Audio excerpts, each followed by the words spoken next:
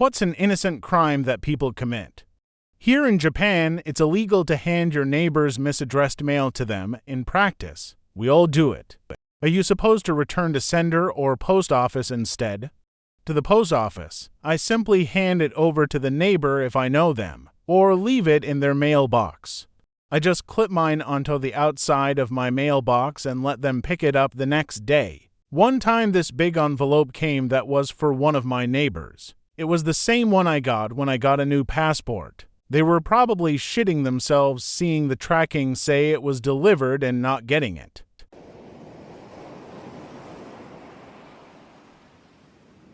Piracy for their own use, especially when the original content isn't even available legitimately anywhere. When companies are destroying the only legitimate copies of media as a tax write-off, piracy is not only ethical, but the only way to prevent these shows and movies from becoming lost media. Remember, there are entire old TV series, entire networks worth of content even, that only exist now in off-air recordings that have been copied, traded, ripped, and uploaded. I would argue that if the copyright holder cannot produce a copy of the work, then the work has entered the public domain. This seems like common sense.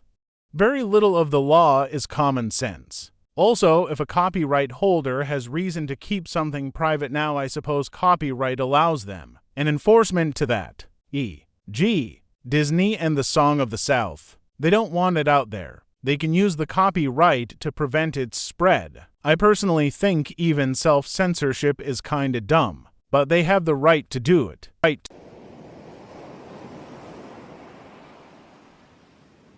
Apparently being 5 years old and having a lemonade stand. Yes, the orphan crushing machine, God bless the orphan crushing machine-s. Little girl makes $500 to pay for her mom's chemo selling lemonade. Is cited by police for an unauthorized lemonade stand.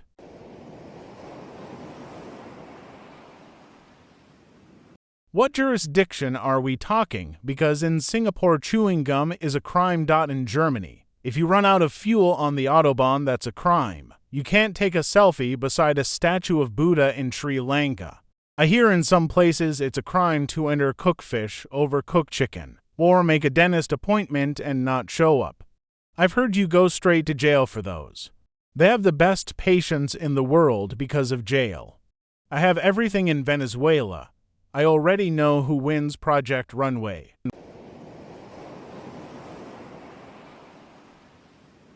In Sweden, if a stone anywhere has ever been moved by a human and then left in the new place for more than 12 months, it is illegal to move that stone again because it has become a cultural artifact. This absurd law is actually enforced and creates a lot of problems for the people living in countryside. But since laws are written by people in the cities, it is not seen as a problem. The original reason for the law is to protect centuries-old stone walls. But because of how it is written, it is used against people who, for example, temporarily move a stone to be able to reach that area. If the work is not finished within 1 year and the stone has not been moved in the meantime, it is then illegal to move it back. Very innocent crime, not a very innocent law. Though, edit, I should note that this of course applies regardless if you are a landowner or not. Some part of the country land has a basically non-functioning farming, because modern machines are too large to navigate between stones which are illegal to move. The irony is of course that those stones were originally moved to allow for agriculture. Now the machines are larger, so the stones need to be moved again. But it is illegal. How big are they? When I hear stone, I think of small pebbles you can easily pick up and throw, not huge boulders. The pioneers used to ride these babies for miles.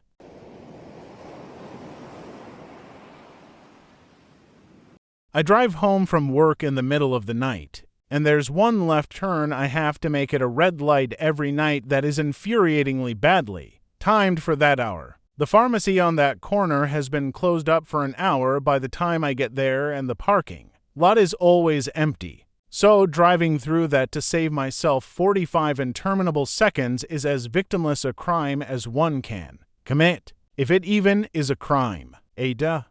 There's a light on a state road that takes absolutely forever to change, and there's always a huge line waiting to turn left. Right before it is a left turn to a church. I always cut through the church to not have to wait in the line. Saves a few minutes. I always feel like I'll get in trouble. I do that with the local corner gas station. Unsure if it's actually illegal or if it just feels illegal. It is illegal. It's the statute, but it is evading a traffic control device.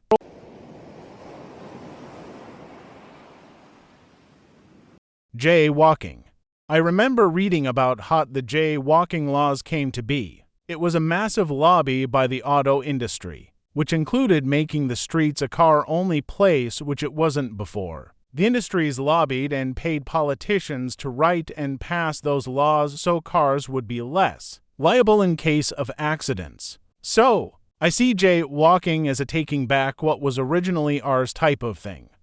True? Have a look at very early film of Western cities. Guy Jones on YouTube has some good ones. Pedestrians typically just walk straight out into the street towards their destination, at whatever angle, often without pusing. There are horse-drawn and motorized vehicles moving slowly and people walk between them. Even in the modern world, jaywalking is essentially an American idea. In Britain, for example, you cross the street anywhere it seems safe. On big roads, you go to the lights, but I don't think there's a specific rule which you could be ticketed for. At any rate, I never heard of it. Except motorways, freeways are off-limits to pedestrians. A few years ago, there was a famous British academic at a conference in America who crossed the road. Wrongly, the police called to him and he thought that they were just telling him it was a bad place. So he continued to the other side, and they arrested him and threw him in jail. It caused official protests, etc., etc. You're right, even on our roads, which can be multiple lanes 60 miles per hour roads, you can dash across and plod won't interfere.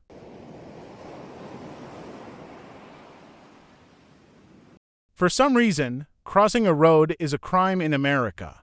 Crossing randomly is against the law, but it's rarely enforced. Crossing dangerously, like darting out in front of cars, can get you ticketed. If you get hit by a car in this instance, it's likely no fault to the driver, and you're sole for injuries. Might even catch a charge if a driver is injured.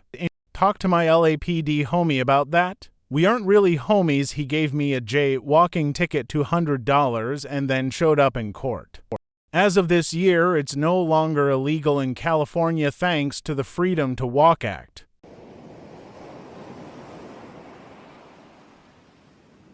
Picking up bird feathers. Obviously, it's not really a crime, but under the Migratory Bird Act, because you can't prove where you got it from. You also can't prove that you didn't poach it. It was made in response to massive bird poaching around the turn of the 1900s for women's hats, but also massive amounts of bird hunting in general, which was causing the severe decline in hundreds of species. After all, we know what happened to the passenger pigeons. As a result, it's actually a severe crime, thousands and thousands of dollars in fines. Tone bird feathers. But obviously it's not one that's actually convicted on much nowadays. Also, in many places eagle feathers can only be gathered by native tribes.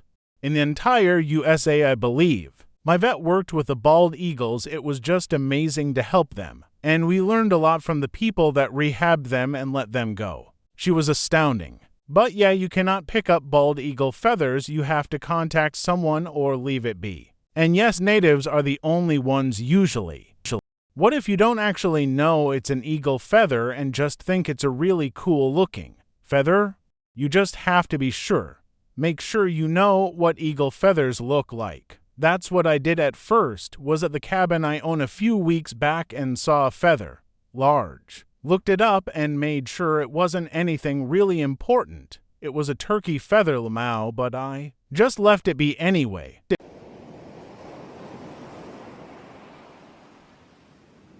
Lack of public facilities means I piss where I piss.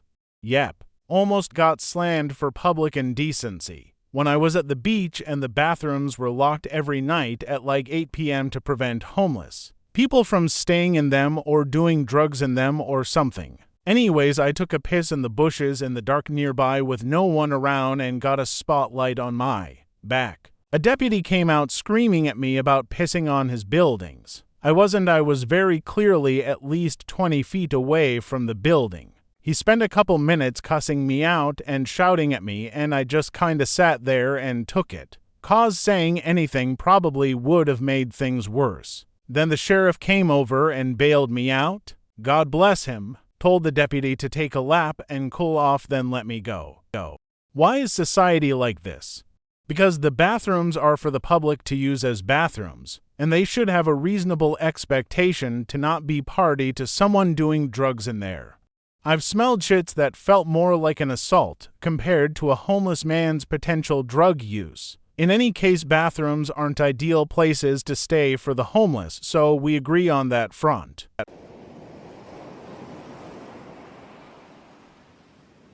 Dropping something off in someone's mailbox.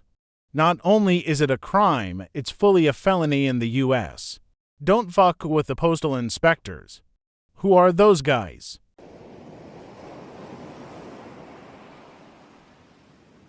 Herding cattle through the Vatican. Holy cow! New cattle just dropped. Call the zoophil farmer. Actual cow.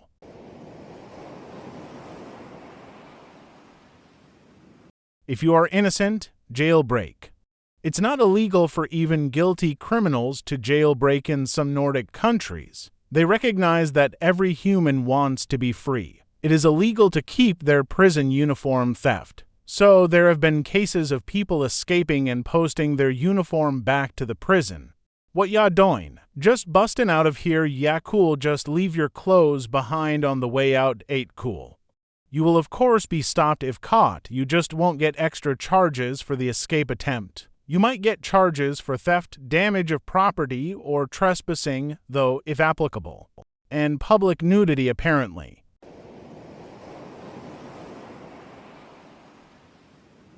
Privacy, especially when it comes to video games. As time goes on, games stop being sold, and in some cases they are impossible to get except if you pay extremely inflated prices in the resale market. Oftentimes companies won't ever see another dime from that game, so it's not really costing them any money. So why is it such a big deal? Is there a reason why these companies don't just take the old games and sell them in an online marketplace? Like imagine you could buy and download any Nintendo game ever made on the Switch. They could probably get away with selling a game like Ocarina of Time for $60, and people would fucking buy that shit. Like, why not keep making money on these games? I'm also confused how modern consoles like the PS5 can't play older games, or that the older games are simply no longer available unless you have a physical copy and a PS2. I feel like there should just be a massive online library for all these games to play. Is there a legal reason or something? Is it an expense issue? Seems like easy money, but if I had to guess, it could be related to expenses. But in all likelihood, it's probably just a lack of interest to actually do something with old games. Most companies focus on new and improved and would rather put their time into making and producing something new. There's no reason they couldn't port games. And while it seems they're making some sort of an effort with emulators and backwards compatibility, the simple truth is even if they do try to port games, there are going to be a lot that would get no focus because they weren't as popular or notable as big-name series. Emulation is much more difficult to achieve than people give it credit for. You have to realize that video games are specially designed to work with a very specific platform, console, controller, etc. they were made for. If you look back at SNES and Sega Genesis, so many games existed on both platforms, but the games were often very different with different control schemes for each console. It wasn't as simple as let's just change the menu here to match the controllers, but rather having two completely revamped code just to fit the different software. This problem exists going forward too in trying to adapt programs to modern systems or PCS. N60 for emulation exists, but so many of the games are broken and unplayable. Emulation exists, but if there was a game that relied on the specific motion controls, those games are unplayable. Heck, even a game like Oregon Trail, which was specially designed for computers, is unplayable on modern PCs without very specific and specialized software just to run it. Sure, there's a lot more nuance to the situation than people realize, but I still find it hard to believe that a company as big as Nintendo struggle with that. They have the money and manpower to circumvent that.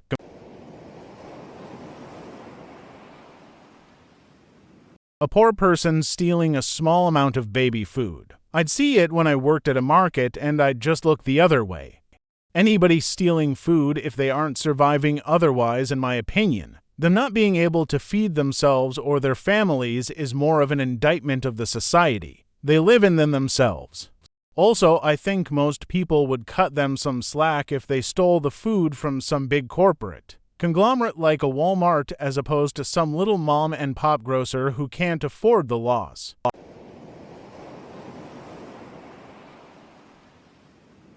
Prostitutional fuck ya for $1,000, illegal.